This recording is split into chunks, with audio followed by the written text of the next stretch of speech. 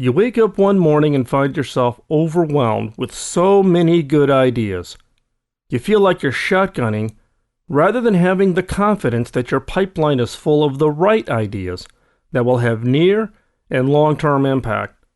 So how do you prioritize your ideas? I'll be right back. This is the Killer Innovations Podcast with Phil McKinney. Keep in mind that the information and opinions expressed in this podcast are Phil's, and Phil's alone, and they don't necessarily reflect those of his past, current, or future employers.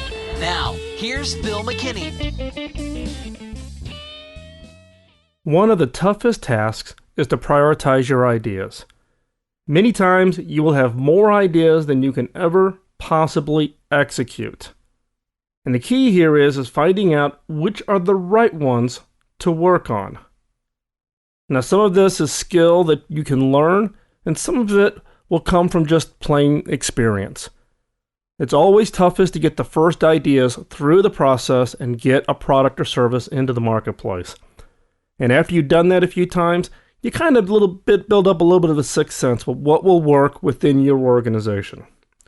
But the key here is that you need a starting point. You need a framework to prioritize the ideas that you have now and to give yourself more confidence that you have the right level of risk spread across your ideas. And that all your risk is not in the near term, nor are you betting on the fact that your ideas that are going to be products or services 3 years from now are going to be the best ideas. So what is this framework? I'm going to give you a simple framework that I use. I use it as kind of a first filter when I'm looking at ideas in order to at least make sure that I've got good coverage across a wide range of risk profiles that we use. So, first off, rank your ideas based on the 5 key questions. Now, if you're a regular listener of the podcast, you know the 5 key questions. However, if you're new to the podcast, I'm going to run through them really quick. The key rule for the 5 key questions is that you must be able to answer yes to the first 3. So the first question is does this idea fundamentally change the customer experience or the customer expectation? The second question is, does this idea fundamentally change the competitive landscape? The third question is does this fundamentally change the economics of the industry? Now, any idea must be able to answer yes to any one of those first 3. The last 2, you must be able to answer yes to both of them. The first one is do you have a contribution to make? Do you have something that is going to create a barrier that a competitor is not going to be able to duplicate in the form of patents or IP, unique channel experience, control of certain distribution channels? Something. What is the contribution? You have to have something. And the second question is will this idea generate sufficient margin? Key if you're in a for-profit business. So first off, rank each of your ideas based on these 5 key questions. For each of these questions, assign a score from 1 to 5, 5 being the highest. Now be careful here. Don't rank them against each other. Otherwise, you're only going to get the best idea from that session, not the best idea overall. So rank them against what you classify as a perfect idea. If you have an example of one in your organization, you can use that, but be a little careful because otherwise all the ideas start to look like that one idea that was widely successful. Rank them not against each other, but against the perfect idea, and then total the scores. Now, some teams will apply a weighting to each of those questions to basically raise or lower the impact of each question. You may be willing to lower the impact of the margin question early in the process just because you don't know what that margin number is going to be. Now, this is not a perfect rating system, but it kind of gives you a rough leveling of the ideas that are far superior and the ones that maybe aren't as great of ideas. Now, the second step, for each idea, assign an estimate of when the idea could be introduced to the market. Now, timelines differ by industry, but create timeline buckets that make sense for you. So, for example, in my case, I have a bucket that's 1 to 2 years, 3 to 5 years, or greater than 5 years. History for me says that I shouldn't have more than 3 buckets. Otherwise, you're getting down to a granularity that you really don't have a good handle on, because this is the best guess of when you can translate an idea into a commercial product. So create whatever timeline buckets make sense for you. In my case, 1 to 2 years, 3 to 5, or greater than 5 years. And if an idea is on the border where you're not quite sure if it's going to be 2 years or 3 years, round up. History again has told me that we all tend to overestimate how fast a new idea can be introduced to the market. We'll always say 2 years. In reality, it's always 3 years. This is one of the reasons why venture capitalists will take any project estimate from a management team and double it. Third, rank order based on the score within each timeline bucket. So you've taken your ideas, you've assigned them to a timeline bucket, you have a score for each of those based on the best idea out there. Now you're going to rank order it. So what are the best sets of ideas in the bucket for 1 to 2 years? What are the best ideas in the 3 to 5 years? And what are the best ideas in plus 5 years? This will force you to look at each bucket as a standalone. Why? Because you tend to rank a higher score to ideas that are more near term. Why? Because you have more confidence. You have more confidence that you can translate that idea into a product or to a service. So if you look just historically at these ideas and you've got them in the buckets, you'll tend to find that you'll have the higher scores in the 1 to 2, the higher score, medium scores in 3 to 5, and maybe lower scores in plus 5 years. And that's just dealing with the unknown. Okay? So by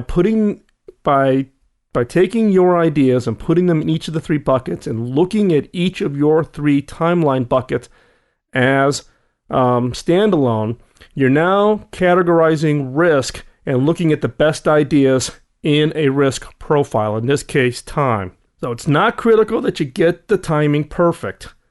Now, you need to apply some criteria that works for your industry, and then you need to be consistent in applying that criteria for all the ideas that you're working on. Fourth, once you have your ideas in their buckets, then review and ensure that all the ideas are along some form of trend vector that's applicable to your industry. What are the key trends you're seeing? What are the weak signals that you're emerging for your market?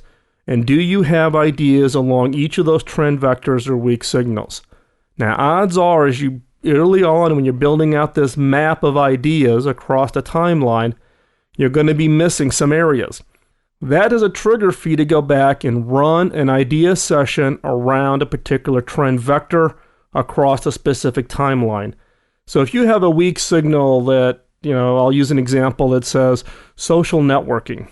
Now, you need to be able to, across that social networking trend, have ideas that are high quality in that 1 to 2 years, high quality ideas that are in the 3 to 5 years, and high quality ideas that are better than 5 years.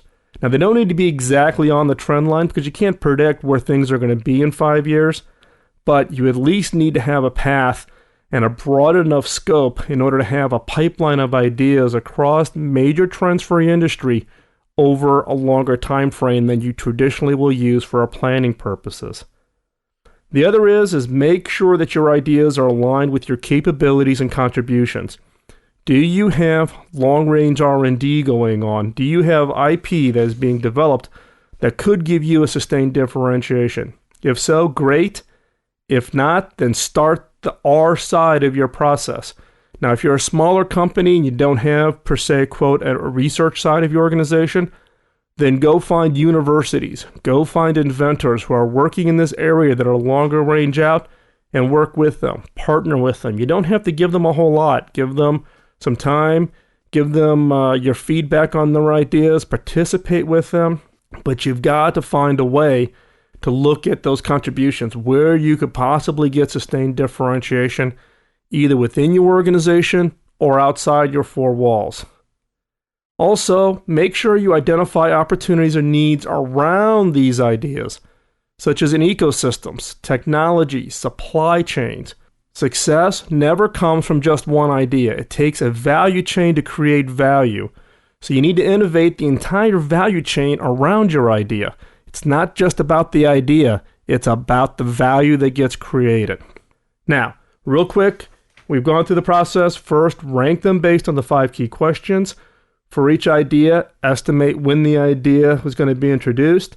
Rank order your ideas based on each one of their timeline buckets, and then go back and validate that the ideas that you have in those buckets follow some form of trend line based on the trends that you're seeing in your industry or trends that you think are going to have significant impact to your business.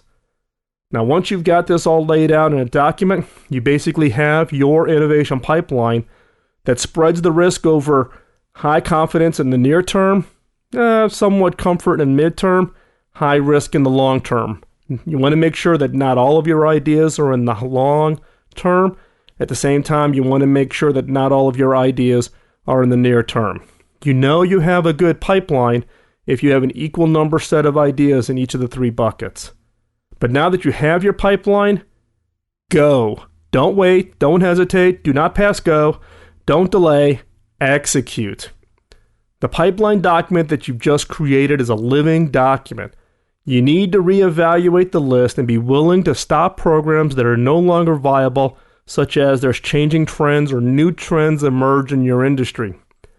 Be willing to add new ideas that are better than the ones you already have. It's not a first in, stays in process, meaning the first idea on the list, once you start it, it stays. It must be best one in, stays in, meaning you constantly are reshuffling your ideas and the best ones stay in the process and they're the ones you execute. Now here, be careful here. Don't confuse an innovation pipeline for innovation. Innovation is the realization of an idea, and a killer innovation is the realization of an idea that is significant and highly profitable departure from current products and services that would be difficult to duplicate. So fill your pipeline with killer ideas that will lead you to create killer innovations.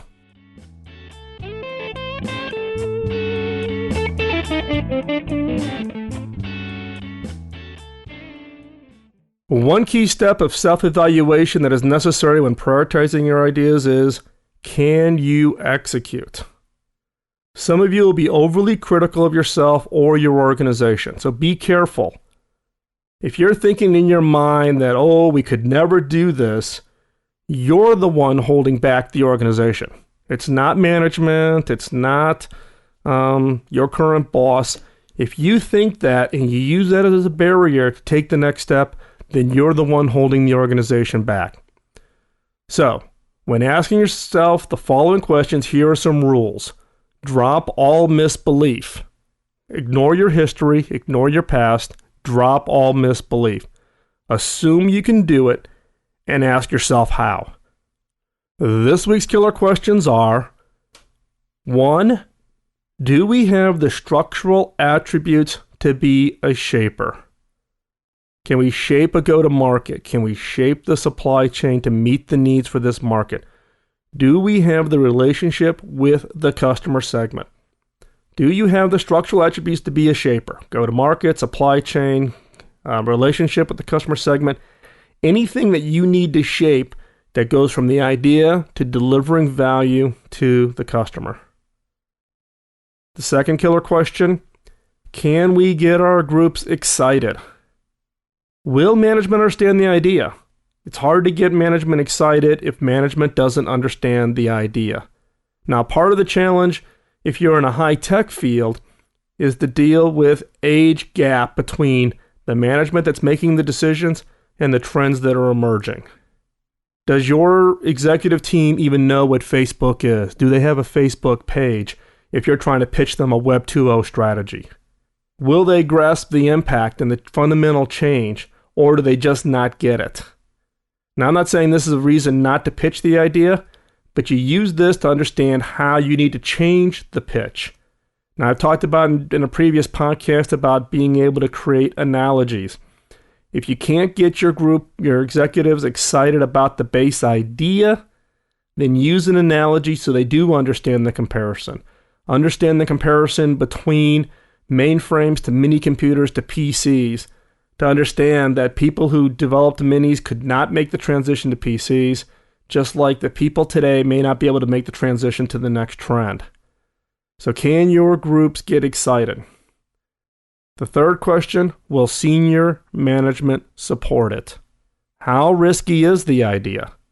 Is this a bet the business idea? And what's the risk profile of your management? Can you get them to support it? Is this in line with the scope of ideas supported by management in the past, or are you asking for something totally different? Now again, getting a no or getting that this is going to be hard for any of these three questions is not a reason to stop. Remember, drop all misbelief. Assume you can do it. Ask yourself how. So again, 1, do we have the structural attributes to be a shaper? Or is the organization structure we have today going to be the barrier? 2, can we get our groups excited? The existing groups within your organization, can you get them excited? And 3, will senior management support it? If you get a no or you get, boy, this is going to be hard, use that as an area of focus to figure out how you're going to get management to support it, how you're going to get groups excited, and how you're going to use your structural attributes to be a shaper. And with that, if you answer these 3 questions and you use them to prioritize how you need to interact with the organizations such that you can successfully execute the idea, then you're going to be a winner.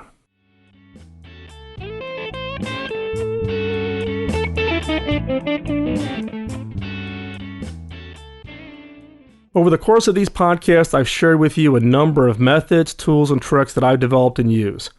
Your emails and how you've applied them and the results you've gotten have been both exciting and extremely rewarding.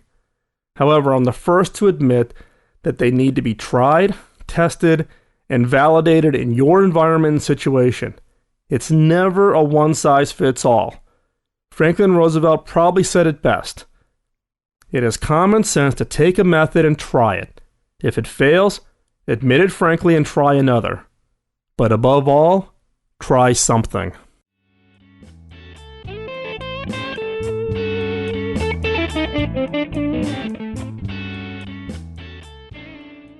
And with that, thanks for listening. Please send your feedback to podcast@killerinnovations.com. You can post your comments on the show directly within the show notes.